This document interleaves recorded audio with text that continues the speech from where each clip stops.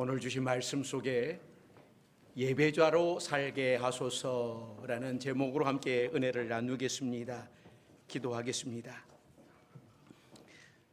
사랑과 은혜가 많으신 하나님, 우리에게 2023년도 첫 주일을 주셔서 온 가족이 한자리에 모여 하나님 앞에 영광을 돌립니다. 우리를 받아 주시옵소서. 또 우리를 사용하여 주시옵소서. 올 한 해 살아갈 때에 우리의 삶 앞에 어떠한 일들이 펼쳐질는지 알지 못하지만 하나님께서 목자가 되어 주셔서 날마다 푸른 초장 쉴 만한 물가로 인도하여 주시옵소서. 복에 복을 더하여 주시사 영적인 지경, 육적인 지경이 넓혀지게 하여 주시옵소서. 또 무엇보다 우리 성도들 가정이 영혼이 잘된 같이 범사가 형통하게 하여 주시옵소서. 하나님을 의지하고 한 걸음 한 걸음 내디딜 때마다 하나님의 은혜를 체험하는 복된 가정들이 되도록 축복하여 주시옵소서. 우리 성도들 가정을 축복하는 자를 축복하여 주시고 시기하고 질투하는 자들을 다 물리쳐 주시옵소서. 하나님, 부족한 주의 종을 위하여 기도합니다. 올 한 해도 하나님이 맡겨주신 사역을 잘 감당하게 하여 주시옵소서.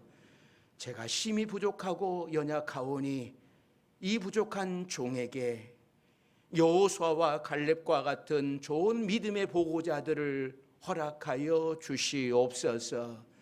수넴의 여인처럼 생각이 세밀한 성도들을 허락하여 주시고 아론과 훌처럼 주의 종을 손을 들어주고 기도해 줄 수 있는 성도들이 많아지게 하여 주시옵소서.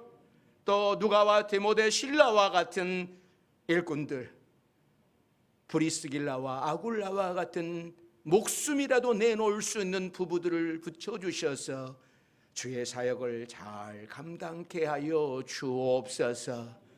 하나님,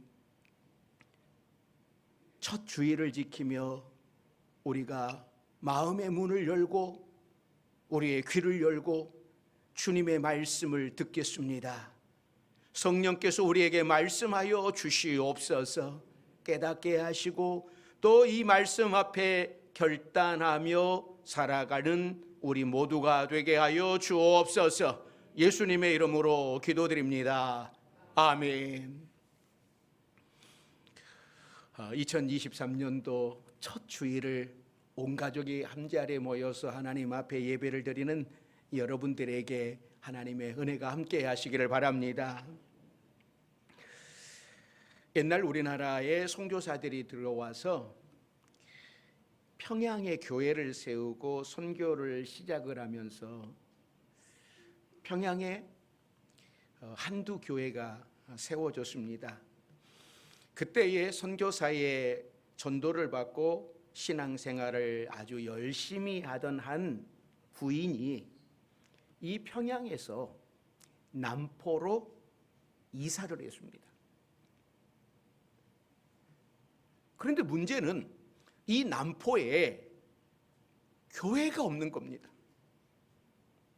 그래서 이 부인이 주일 예배를 드리기 위해서 평양으로, 남포에서 평양으로 예배를 드리러 오는 거예요. 이 평양에서 남포의 거리가 얼마나 될까 제가 구글로 한번 확인을 한번 해보았습니다. 그랬더니 서울에서 김포의 거리 정도 되더라고요. 서울에서 김포 거리면 차가 있으면 그리 먼 것은 아니죠. 그러나 이 당시에 평양에서 남포까지의 거리는 상당히 먼 거리였습니다. 더욱이 이 부인은 소달구지를 이용해서 평양에까지 예배를 드리러 오는 거예요. 토요일에 미리 가는데 사람들의 걸음보다 느린 소다을구지를 타고 올라가 잠을 자고 주일날 예배를 드리고 저녁 예배까지 드린 후에 또 그 밤을 지내고 월요일 날에 다시 남포로 돌아왔습니다. 옛날 우리 조상들은요, 주일 하루를 지키기 위해서 이 정도로 최선을 다했어요. 저도 제 어린 기억에 그 촌구석에서 교회까지 가려면 한참 갔던 기억이 나요. 그런데 새벽마다 그 먼 거리를 새벽 예배로 드리러 갔던 저희 부모님들이 생각이 나요. 아마 여러분 부모님들 세대는 그러셨을 거예요. 이렇게 예배를 드리러 평양까지 가는 이 부인의 평생 소원은, 하나님, 이 남포에 교회가 세워지게 해주시옵소서. 하나님, 나의 힘, 나의 재산으로 가지고는 예배당을 지을 수 없습니다. 하나님의 도우심으로 이 남포에 교회가 세워지게 해주세요 하고 하나님 앞에 간절히 기도하기 시작을 합니다. 그 기도가 1년, 3년, 5년이 지나도 아무런 징조가 보이지 않는 거예요. 그래도 이 부인은 계속해서 기도합니다. 그러던 어느 날 평양으로 예배를 드리러 아들 두 형제가 교대로 소를 몰아갑니다. 그런데 이 아들들이 빨리 가기 위해서 이 소들에게 채찍질을 하는 거예요. 그러다가 좁은 신장로길에서 그 옆으로 지나가는 말을 그만 이 채찍이 딱 때리고 말았습니다. 그러니까 이 말이 깜짝 놀래가지고 그 타고 있는 사람이 떨어져 버린 거예요. 그런 바람에 이 사람이, 연세가 지긋이 드신 이분이 떨어져서 상처를 입었습니다. 결국 경찰서 갔는데 합의가 되지 않는 거예요. 그래서 검찰로 넘어가서 재판까지 받게 되었습니다. 이 재판장에서 두 아들 중에 도대체 누가 채찍질을 잘못해서 남의 말을 때려서 떨어지게 하여 중상을 입혔는지 가려내야만 했습니다. 둘이 한꺼번에 할 리는 없고 진짜 범인을 잡아서 벌을 주어야 되는데, 그런데 형이 제가 있습니다. 저에게 벌을 주세요. 그러자 이번엔 동생이 나서더니, 아닙니다. 형은 그때 자고 있었어요. 제가 소를 몰았으니 내가 잘못을 저질렀습니다. 형하고 이 동생이 서로 내가 잘못했다라고 하는 거예요. 그래서 이 검사가 어머니한테 도대체 누가 잘못했습니까? 라고 물었어요. 그때 이 어머니가, 나는 그때 너무나 피곤해서 졸고 있었기 때문에 어느 아들이 했는지 잘 모르겠습니다. 그러나 검사님, 혹시 벌을 주어야 된다면 작은 아들에게 벌을 주십시오.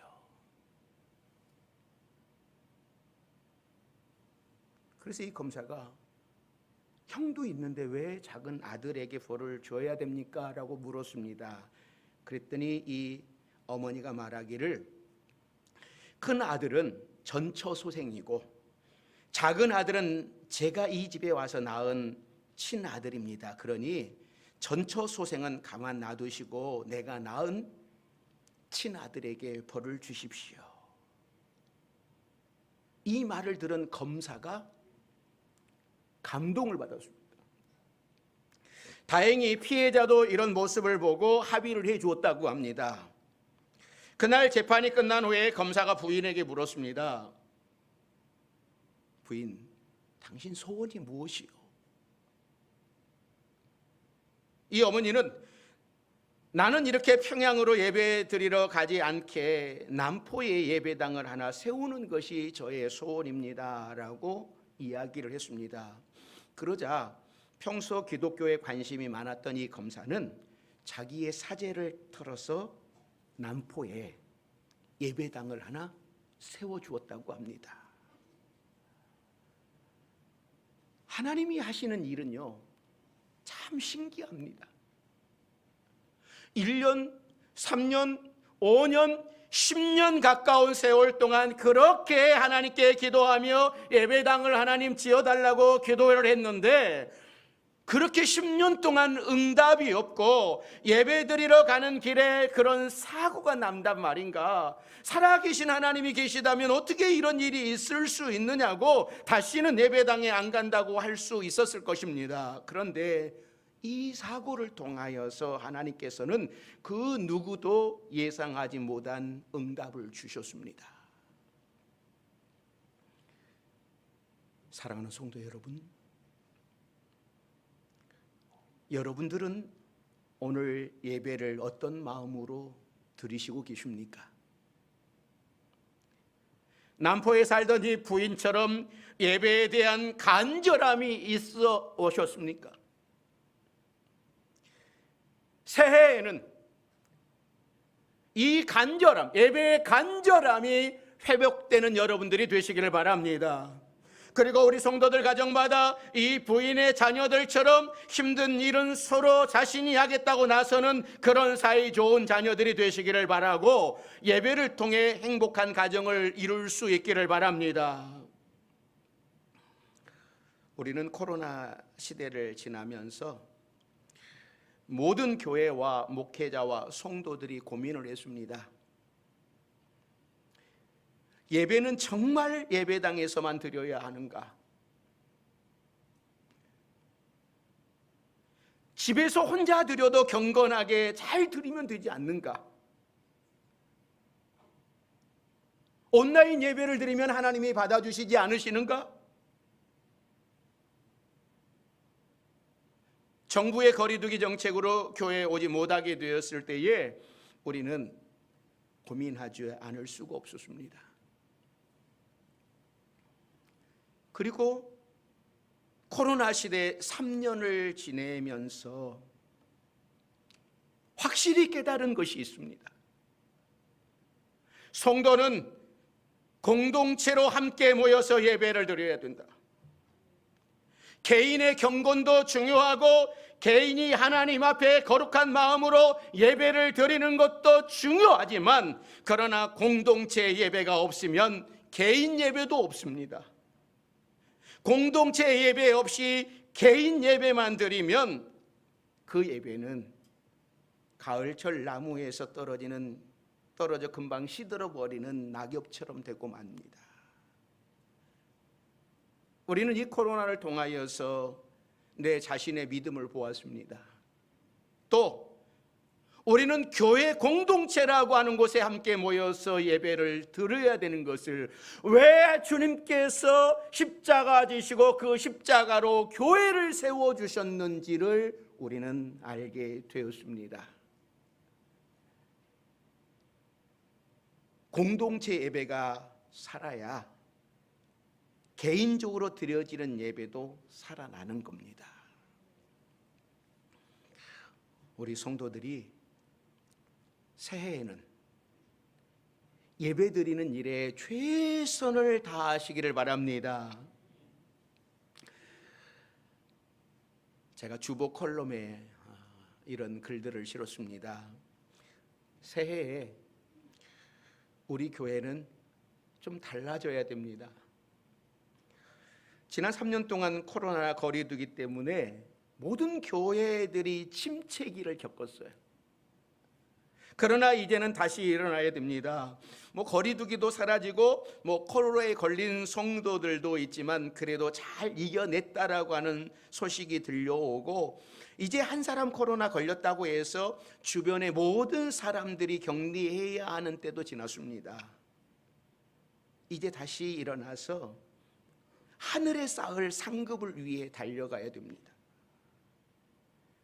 새해 우리 교회는 복음의 사람, 예배자로 살게 하소서라고 하는 표를 정했습니다. 이 표를 가지고 유치부, 아동부, 청소년부, 청년부 우리 교회 모두가 나아갑니다.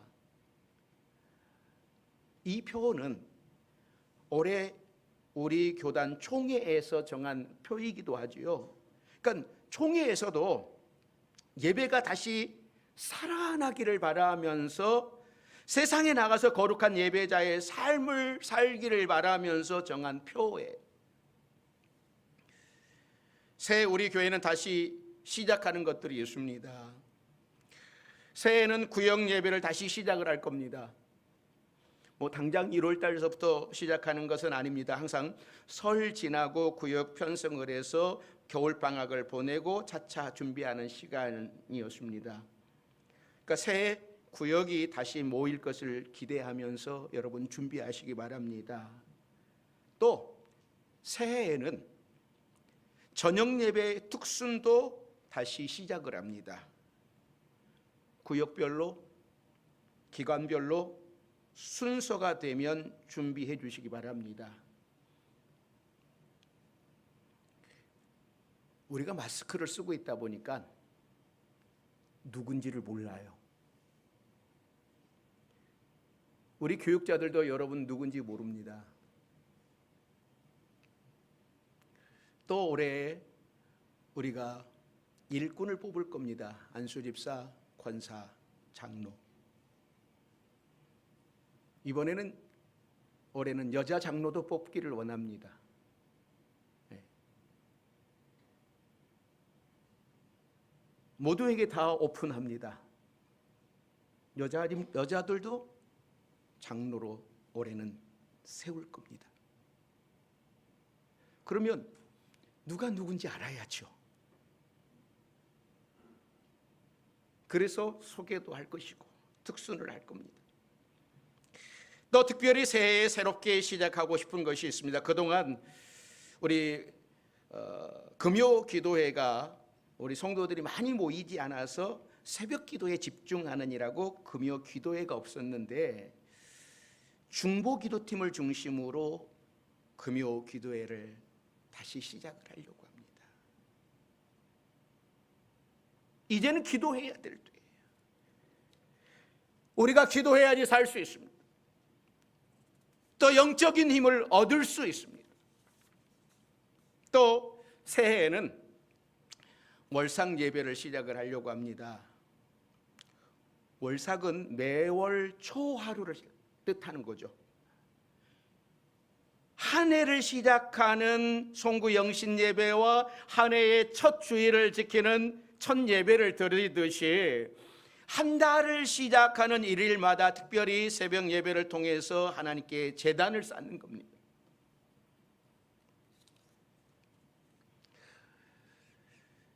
제가 전에 전 교회에 있었을 때에 여자 집사님은 한 분 계셨는데 이 집사님은 매월 초하루가 되면 꼭 목사님을 초대를 해서 예배를 드려요.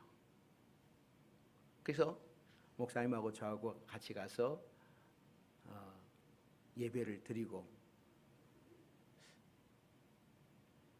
이분은 이런 마음을 가지고 있는 거예요. 예배를 드려야만 사업체가 잘 되고 안전사고 일어나지 않고 든든해진다라는 그러한 믿음을 가지고 있었습니다. 그러니까 초하루가 되면 늘 목사님을 부르는데 이게 매달 가는 거잖아요. 그러니까는 목사님이 바쁘실 때도 있잖아요. 그러면 김 목사가 내 대신 좀 갔다 오지. 그래서 결국은 이제 매달 초하루는 제가 그분 이 사업장에 가서 제가 매달 예배를 드렸어요. 그러면서 한편으로는 어떤 생각이 들었냐면,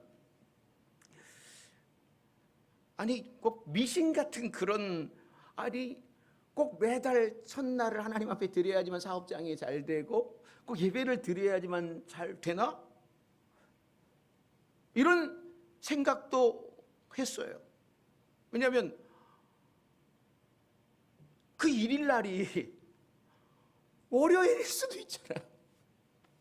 월요일일 수도 있잖아요. 저 유일하게요, 월요일에 그거 하루 딱 쉬는데 그날 딱 걸려면 저는 하여튼 그 집에 우리 집사람을 데리고 가서 예배를 드리든지, 저 혼자 갈 수는 없으니까 꼭 예배를 드리러 가니까는 이게 쉬어야 되는 내 입장에서 보면, 아이 꼭 그렇게 일일날 꼭 예배를 드려야 되는가라고 하는 그냥 기도하고 하나님이 도와주시면 되지, 그런 생각을 하게 되었습니다. 그런데 이 월삭 예배는요, 하나님의 명령입니다. 하나님께서는 새해가 시작되는 날도 아주 중요하게 생각을 하시고, 그래서 나팔절과 대속죄를 통해서 새해를 준비하게 하셨지만 매월 초하루에도 제단을 쌓으라라고 말씀을 하셨어요. 자, 그것이 민수기 28장 11절 말씀입니다. 자, 같이 읽습니다.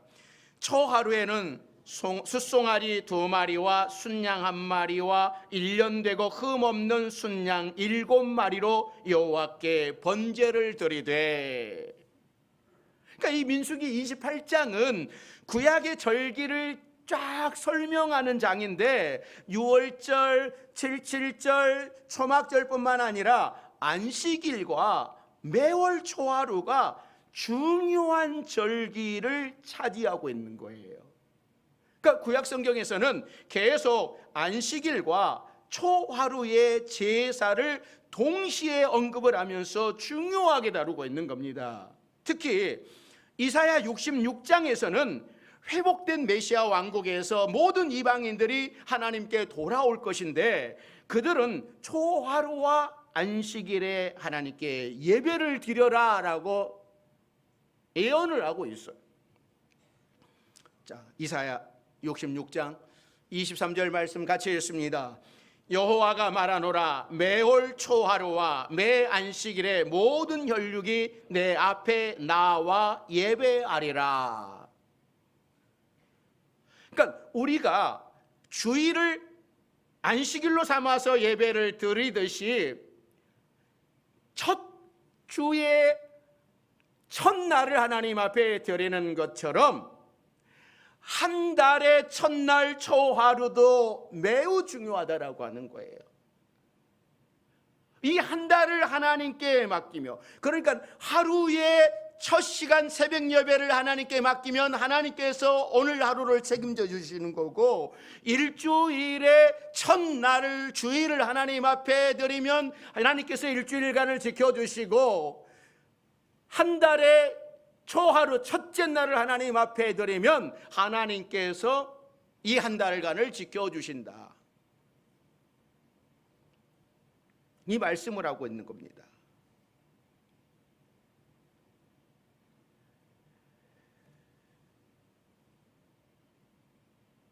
새해 월삭 새벽 기도를 여러분 중요하게 생각을 하시고, 이 월삭 기도 새벽 첫날, 한 달의 첫날은 여러분 내가 새벽에 꼭 나가서 기도하리라 라고 하는 그런 결단을 하시고 함께 동참하는 여러분들이 되시기를 바랍니다. 우리는 예배에 목숨을 걸라라고 하는 말을 종종 듣습니다. 이 표현이 너무 지나치다라고 하는 생각도 들었을는지 모릅니다. 세상에 목숨 걸 일이 많은데 주일마다 드려지는 예배, 수요일 새벽 예배, 구역 예배, 수많은 예배에 목숨을 건다라고 하는 표현이 맞는 것인가? 그런 생각 들지 않습니까? 그러나 이제는 확실히 알아요. 정말 예배에 목숨을 걸지 않으면 우리가 영적으로 하나님과 멀어지고 영적으로 죽을 수도 있겠구나라고 하는 이런 생각이 코로나를 통하여서 우리는 알게 되었습니다. 새해 우리는 예배에 목숨을 걸어야 됩니다. 예배로부터 멀어지는 우리 가족을 위해 기도하시길 바랍니다. 예배를 떠난 구역 식구들, 주변의 성도들을 위해서 기도하시길 바랍니다. 예배에 목숨을 걸라라고 하는 것은 진정한 예배를 드려라라고 오늘 본문은 우리에게 말씀을 하는 거예요. 자, 오늘 12장 1절 말씀 같이 읽습니다. 그러므로 형제들아, 내가 하나님의 모든 자비하심으로 너희를 권하노니 너희 몸을 하나님이 기뻐하시는 거룩한 산 제물로 드리라. 이는 너희가 드릴 영적 예배니라. 예배는 우리 몸을 하나님 앞에 산 제물로 드리는 시간입니다.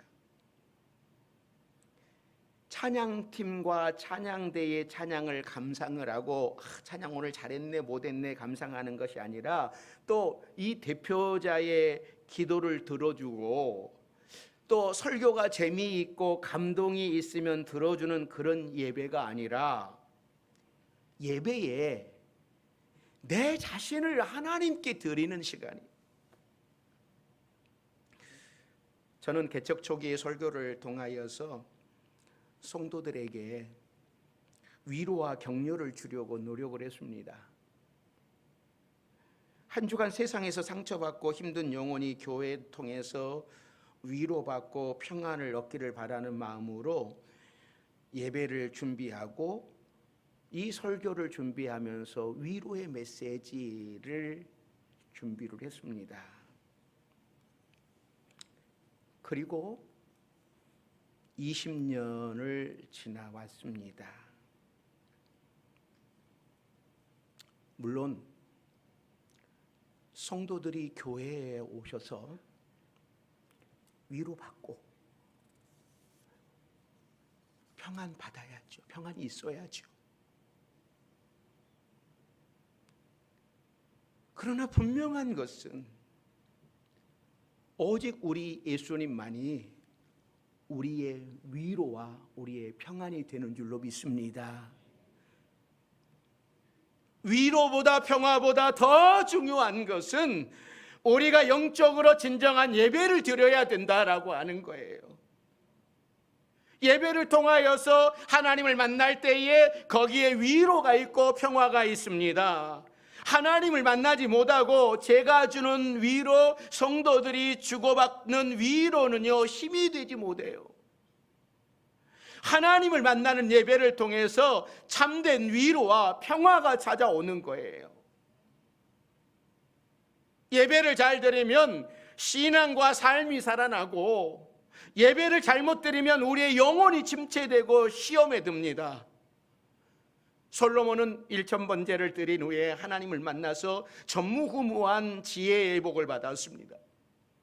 엘리야는 제단을 쌓았을 때에 하나님의 불로 응답하셨고 3년 반 동안 오지 않았던 가뭄이 해결이 되었어요. 사랑하는 성도 여러분, 우리는 이런 예배를 드려야 됩니다. 이런 예배를 드리기 위해서는 우리의 준비가 필요해요. 이런 예배를 드리라고 우리에게 교회를 주셨어요. 시간만 채우는 예배가 아니라 남이 드려주는 기도와 찬양과 설교를 감상하고 가는 예배가 아니라 내 자신을 제물로 바치면서 드리는 살아있는 예배 말입니다. 어떤 성도가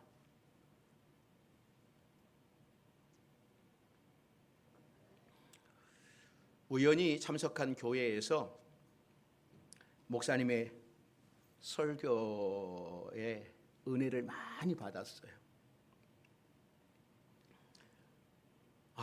이 목사님이 설교 참 잘하네. 그래, 은혜 참 많이 받았어.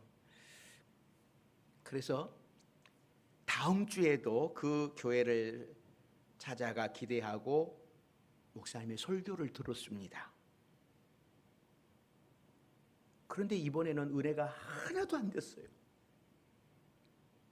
그래서 물었습니다.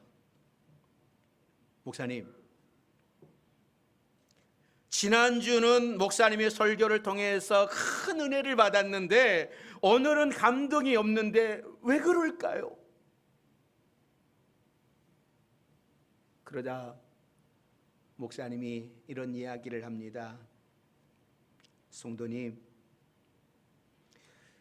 지난주에는 성도님께서 예수님을 만나려고 오셨지만 오늘은 저를 만나기 위해 오셨기 때문에 은혜가 하나도 되지 않았습니다.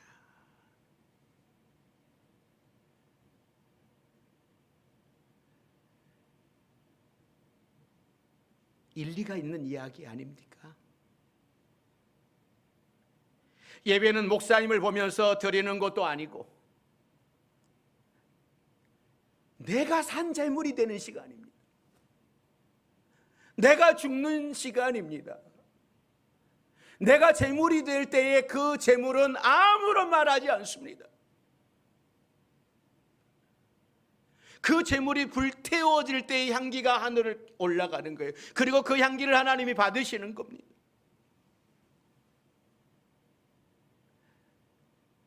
설교에 감동을 받으면 예배를 잘 드린 것이고, 감동이 없으면 예배를 못 드린 겁니까? 이건 잘못된 생각입니다. 내가 온전히 드려지는 예배가 살아있는 예배이고, 내가 온전히 드려진 예배가 하나님이 받으시는 예배입니다. 이 예배는 찬양팀이 잘하네, 찬양대가 오늘 실수 안 하고 잘했네, 목사님이 오늘 설교 짧게 잘했네, 그 시간이 아니에요. 그거 감동받고 가는 시간이 아니에요. 내가 죽는 시간이에요. 내가 제물이 되는. 그래서 향기가 하나님 앞에 드려지는 거예요. 살아있는 예배를 드리는 사람은 예배 순서가 화려하지 못해도, 예배 장소가 좀 불편해도 하나님 앞에 참된 예배를 드릴 수 있습니다. 외부적인 조건의 문제가 아니라 내 영혼, 내 마음 자세가 중요합니다. 그리고 내 마음보다 더 중요한 것은 하나님이 기뻐하시는 예배예요. 사도 바울도 오늘 본문에서 하나님이 기뻐하시는 거룩한 산 제물로 드려라. 올 한 해 우리가 살아가면서 하나님이 저와 여러분을 인정하지 않으면 저와 여러분들은 헛산 겁니다. 여러분이 드리는 예배를 하나님이 받지 않으시면 잘못된 예배예요. 구약시대 예배는 필수적으로 제물을 드려야만 했습니다. 제물을 드릴 때는 아무 짐승이나 가지고 올 수가 없었습니다. 하나님이 원하시는 거룩하고 흠없는 제물이어만 했어요. 하나님 앞에 거룩하고 흠없는 제물이 되기 위해 준비해서 여러분 예배에 참석하시기 바랍니다.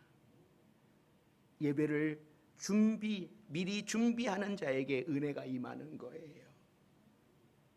또 이 예배는 구원받은 감격을 가지고 예배를 드리는 거예요. 이스라엘 백성들은 애굽에서 종살이하다가 해방된 그날을 영원히 기념하면서 매년 유월절을 지켰습니다. 유월절이 이스라엘을 지켜주었고, 매주 드리는 안식일이 이스라엘을 지켜주었습니다. 사랑하는 성도 여러분, 우리도 이스라엘 백성들이 유월절을 지키는 그 감격으로 예배 드릴 수 있기를 바랍니다. 안식일을 지키는 그 마음으로 거룩한 주일을 준비하고 내 영혼을 거룩하게 지키면서 하나님을 위하여 최상의 예배를 드리는 교회 공동체가 되어야 됩니다. 새해 우리 모든 성도들이 이 목표를 가지고 예배에 목숨을 걸고 참된 예배자로 살아가기로 결단하는 우리 모든 성도들이 되시기를 주의 이름으로 축원합니다. 기도하겠습니다. 사랑과 은혜가 많으신 하나님,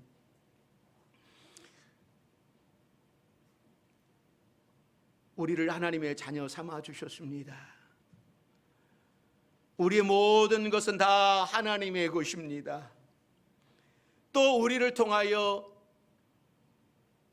산 제사를 받으시기를 원하시는 하나님, 날마다 예배에 우리 모든 성도들이 제물이 되게 하시고 향기를 올려드리는 우리 모든 성도들 되게 하여 주옵소서.